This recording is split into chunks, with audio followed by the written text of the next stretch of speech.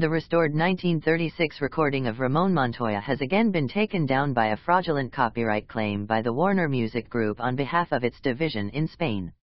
A DMCA counterclaim has been lodged, but it will take between 10 to 14 working days before it can be restored.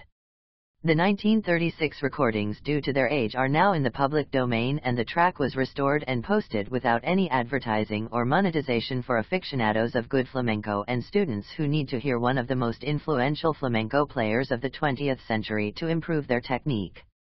The Digital Millennium Copyright Act and similar compatible legislation from around the world was designed and legislated to protect performers and copyright owners from illegal reproduction and use of their work for the duration of copyright. It was never designed to be used to make fraudulent claims of ownership by another party that was not the original copyright holder. The most recent takedown of a 1936 recording of Ramon Montoya is another fraudulent claim by the Warner Music Group on behalf of their division in Spain.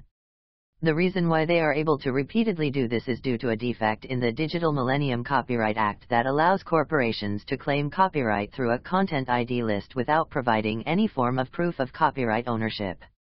The Montoya track is one of 12 tracks recorded and released in 1936 by a French company, La Boîte de Musique, under the label BAM.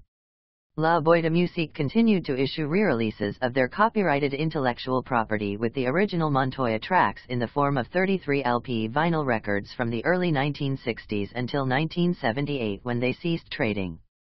The only technique that would be successful in preventing copyright fraud claims of this type would be to alter the legislation to provide penalties proportionate to the claim of copyright violation made by the claimant.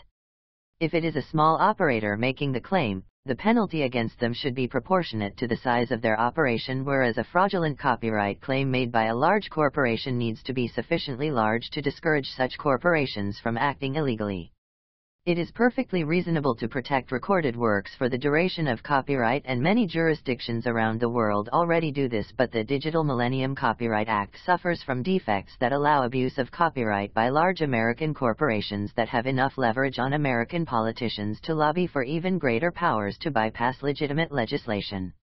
This is an attempt to pass the power of the legislation to corporation policy that is determined in secret in non-public boardrooms to try and maintain their financial bottom line in the face of a changing world where technology has left them behind.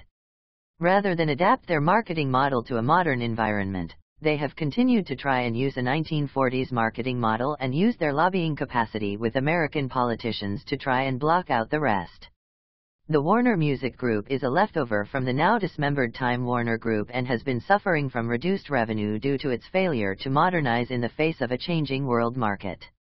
Its war with Google through YouTube, where the Google customer base is being treated like collateral damage in their pursuit of higher revenue from Google, is an attempt by the Warner Music Group to bolster their failing bottom line instead of modernizing their marketing model.